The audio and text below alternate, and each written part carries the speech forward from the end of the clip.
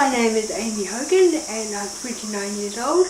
I work as a researcher and a writer for the Cerebral Palsy Society of New Zealand, as well as some work at university. I live in my own home that I jointly purchased with my mum and with the support of my family.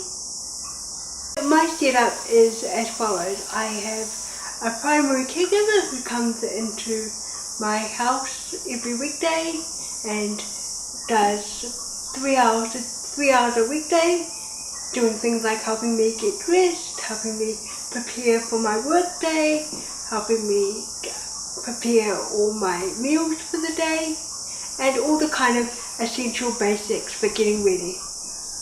One of the great advantages I found with individualized funding is that we have the power to select our own staff and select them on categories that are important to us. That's something I haven't been able to experience in the past. So my caregiver is a good friend of a friend, so I knew her character to begin with, and she's a little bit older than me, but I quite like that age difference. She's very, very approachable, very, very willing to do most things I ask her, and very, very flexible, which is a very enjoyable aspect.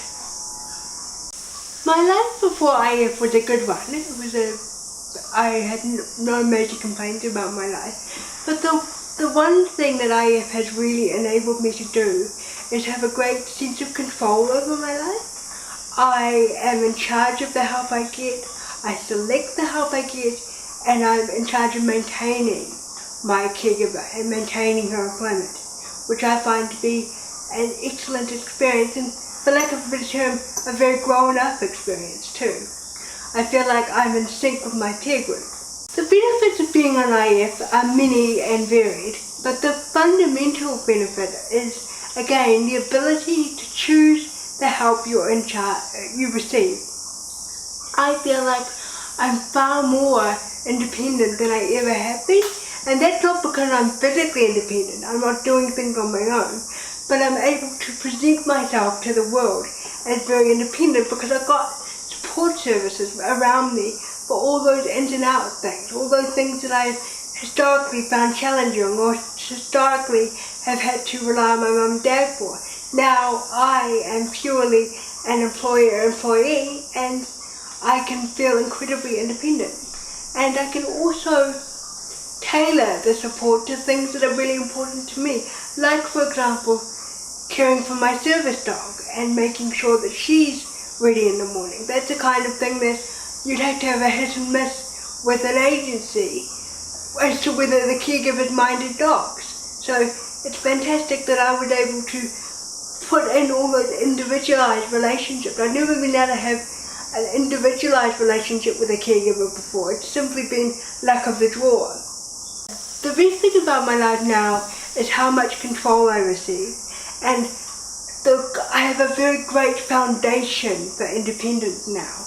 I feel like I can expand my life in ways I wouldn't have necessarily thought I was able to do, like planning to go to conferences and planning to go to places that I wouldn't have been able to without having a structured support behind me.